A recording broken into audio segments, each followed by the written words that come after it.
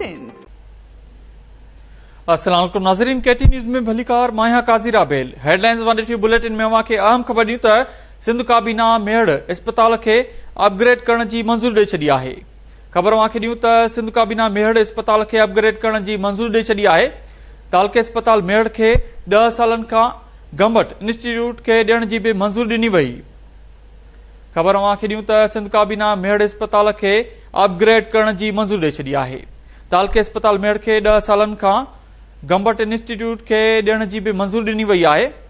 अवां खे ॿुधायूं त काबीना इजलास में मेहड़ अस्पताल जी बहाली लाइ 500 मिलियन रुपयनि जी मंज़ूरी ॾिनी आहे। इजलास में Sindh medico legal service act 2023 जी बि मंज़ूरी ॾिनी वई आहे। अवां खे अहम ख़बर ॾियूं त सिंध काबीना मेहड़ अस्पताल खे अपग्रेड करण जी मंज़ूरी ॾेई छॾी आहे।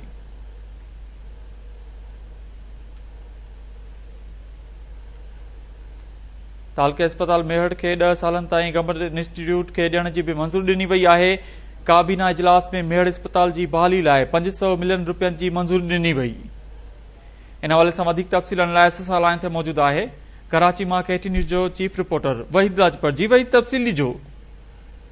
जी, सिंध काबीना इजलास हिन वक़्तु वज़ीर हाउस कराची में जारी आहे। मुख़्तलिफ़ मामलनि ते गौर वीचार कयो थो वञे। सिंध काबीना जे तरफ़ां मेहड़ अस्पताल खे अपग्रेड करण जी मंज़ूरी ॾिनी वई आहे। तालका अस्पताल मेयर जेके आहे गंबट इंस्टीट्यूट खे ॾियण जी जेको मंज़ूरी ॾिनी वई आहे। फ़ैसिलो कयो वियो आहे मेयर अस्पताल जेको आहे गंबट इंस्टीट्यूट जे हवाले 10 सालनि लाइ करण जी सिंध काबीना मंज़ूरी ॾिनी आहे। काबीना जे तरफ़ां मेयर अस्पताल जी जेको आहे बहाली उनजी कमनि लाइ मुख़्तलिफ़ जेके सिफ़ारिशूं कयूं हुयूं उन लाइ 50 करोड़ रुपयनि जी पिणु मंज़ूरी ॾिनी वई आहे। सिंध मेडिको लीगल एक्ट 2023 पिणु सिंध काबीना जे तरफ़ां मंज़ूर कयो विया आहिनि।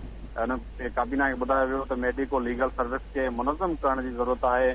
मेडिको लीगल सर्विस जी कम जी तफ़सीली वज़ाहत SOPs ऐं मैनेजमेंट फ्रेमवर्क करण जी पिणु ज़रूरत आहे।